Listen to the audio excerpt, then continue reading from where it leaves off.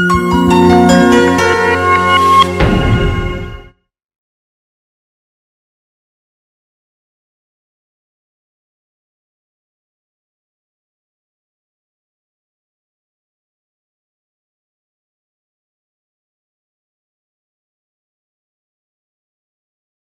think I'm going to move straight on to REFCOM, and I'm going to look at REFCOM from two aspects.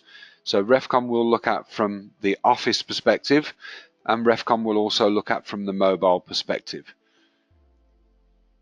So if I open up Joblogic itself, I just want to briefly talk about the REFCOM module here. So within the REFCOM module, on the left hand side, we have three options. We have gas cylinders, logbooks and leak checks. The logbook and leak check section are your company's global logbook and leak check sections.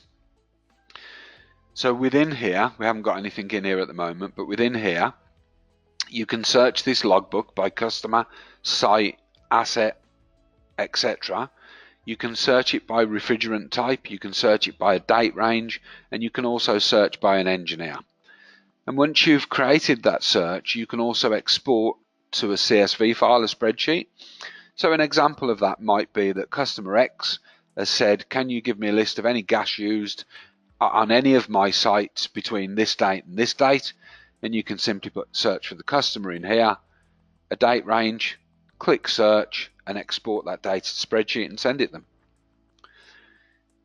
Likewise with leak checks, so it's a separate global for your own company. Leak checks section, and in a similar way you can search by customer, site, asset, etc., engineer, and a start and end date. So any leak checks you could search by customer or by site, a date range, click search and export that out as a spreadsheet and send that to your customer or site. The gas cylinders section is where the office can go and record any gas cylinders that they have, and I've already pre-prepared some here. We've got a recovery receiver with R13, it's a 14 kilo, it's currently 2 kilos, that's its serial number, and we've got purchase and return dates, and it's with the engineer. So 3 of them are with the engineer, 1 of them is in the stores. I've got 2 virgin bottles and a waste bottle with the relevant information. I can likewise search this for cylinder type, refrigerant type by engineer, who's got the bottles, you know, how many bottles has webinar engineer got, bottles by supplier, bottle order by cylinder type, return dates. I can filter this down no end. But I do have little tabs across here. So I've got active bottles, all my bottles, any that are overdue, so the date of returns passed, empty and full, so this is a 15 kilo bottle that's weighing 15 kilos, and any deleted. To add a bottle from the office, I simply click add. I choose what type of bottle it is, what the refrigerant type is, what the weight of that bottle is, what its current weight is it in the stores or is it owned by an engineer, is it with an engineer, the bottle serial number, who we got this bottle from. This will be a list of your suppliers that is searchable, but you could create a supplier if it wasn't there. When did we pick the bottle up, and when is it due to be returned? Now they vary. So some people have them on 6 months, 12 months, 3 months. This return date's really important in my opinion, because once it becomes past the return date, it will sit in the overdue. And most bottle rentals are chargeable after the return date. So this hopefully will save money, because you're fully in control of where you can, you know, bottles that are due to go back. From an office perspective again, if I go into my jobs list, I could manually go into a job at any point. So I'll do this awaiting parts one. This is the one that came back, awaiting parts.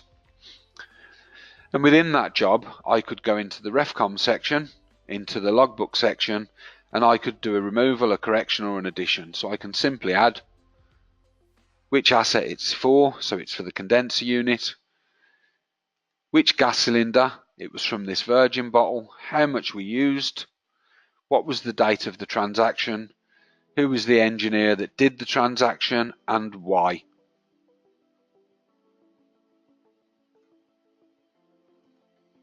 And what that will do, that will record that against that job, that asset, that customer, and that site. I can revert that action, but it won't delete it. It just says that we've done it, but we've done it wrong, and it keeps full traceability of that. With that done then,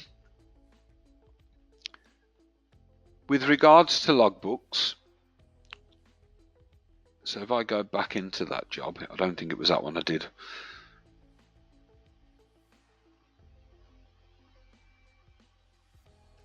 If I go back into that job, against my customer, so let's open that up in another tab. I also have REFCOM, and I can see a logbook for that customer and a leak check for that customer, but I still export from the main section. I can also do that at site, so if I open up the site record in a new tab,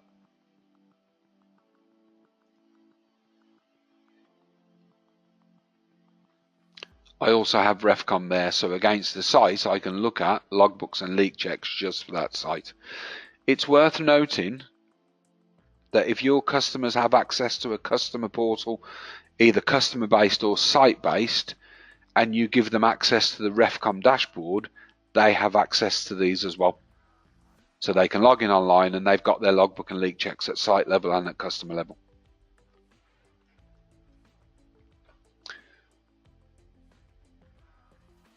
Okay, so with that done, I'm going to go back into this job, and I'll also do a leak check. So I'll go into REFCOM, I'll record a leak check, I'm going to add it. Which asset was it for? I've picked the wrong site, there was no asset there. I can then select the engineer, the date of the check, was it a pass or a fail, and are there any follow-up actions. Okay. Pretty straightforward, but it gives you full traceability of everything to do with REFCOM. If we then go back to the mobile side of this, on the mobile side, I have a cylinders section. So your engineer can go to a supplier and add a cylinder, and it works in a similar way. So I can go and pick up a brand new bottle. I can choose what gas it is. So R14, what the weight of the bottle is. If I put it on the scales and it's slightly light, I can record that. What's the bottle serial number? Who's my supplier? When did I purchase it? And if I know a return date, I can put that in. If I don't, I can leave that blank. So I've simply added a bottle, but it's my bottle. I've added it straight to me. I can look at my cylinders. So this gives me a list of all of my cylinders that are associated with me. And I can also look at storeroom cylinders. So if I'm looking for a particular type of gas, I have access to what's in the storeroom, and if I need that gas, and I can simply go to the storeroom and tell the system that I've picked that bottle up. And what that will do, that will add that into my cylinders. Okay. There is a transfer note section, and I'll cover that once we do the next section. I'm going into a visit. I'm going into a site. I'm traveling to it and save. I'm arriving on site and clicking save. And then I'm going into my asset section, and I'm going to add an asset to the job. So I'm adding that Mitsubishi condenser, and then within here, if I scroll down, I can mark that as complete, but I also want to fill in, so let's just save that. I also want to fill in some REFCOM details for that asset. So I'm going to click REFCOM. It's telling me what's there. I'm going into my logbook, and I can add, remove, or correct, and add leak checks to that asset. So let's do an addition. which gas cylinder is it from, and it will only show me gas cylinders that relate to that gas that are assigned to me. How much did I add? So I added 1 kilo. What was the date? Today. What was my reason? And this is my pre-populated reason list, and save. I can likewise revert. It will keep that record, it will just mark it as reverted, it puts the figures back. I can also do removals and corrections, and I can record leak checks. So leak check, did it pass or fail? What was the date? Are there any follow-up actions? And again, you can sort of type into these and save.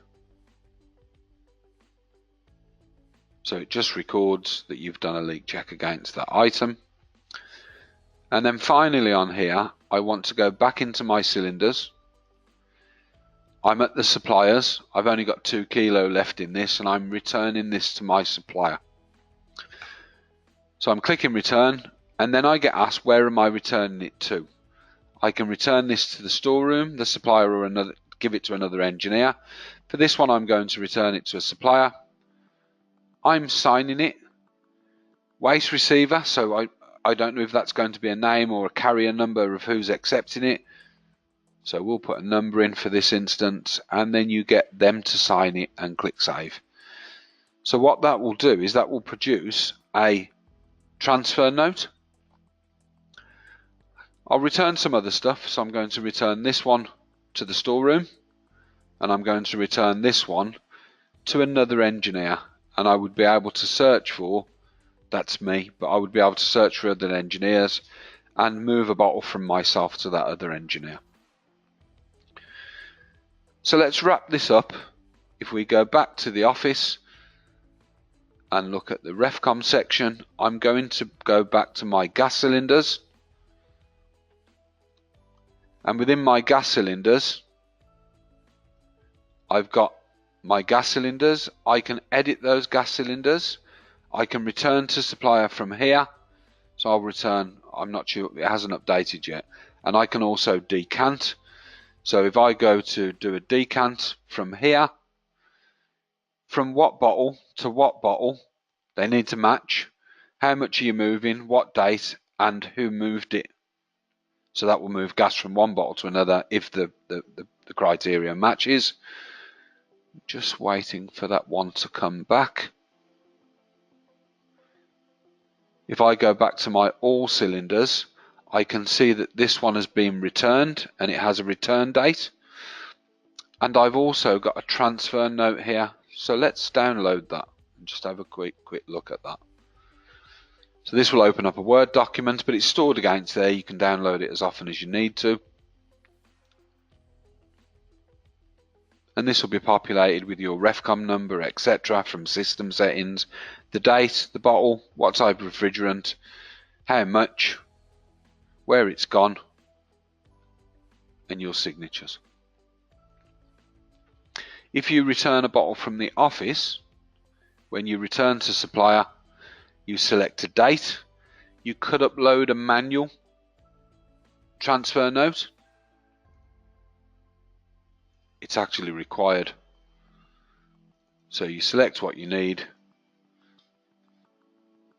and you upload it. I've got nothing in where I'm trying to import it. So with that done, again, I'll open this up to the room. If anyone's got any questions, if you just use your chat function, and I'll be happy to help.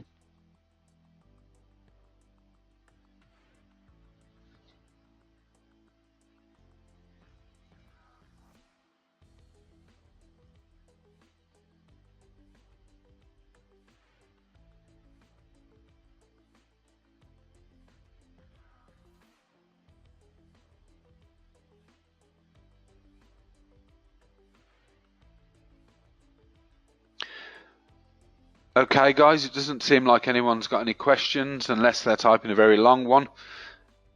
I'll wait a few more seconds, and then if we're all happy, I'd like to thank you for your attendance. I hope it's been valuable, hope you've learned something, and look forward to seeing you on other webinars. Thanks for your time. Have a good day and a good weekend. Bye bye.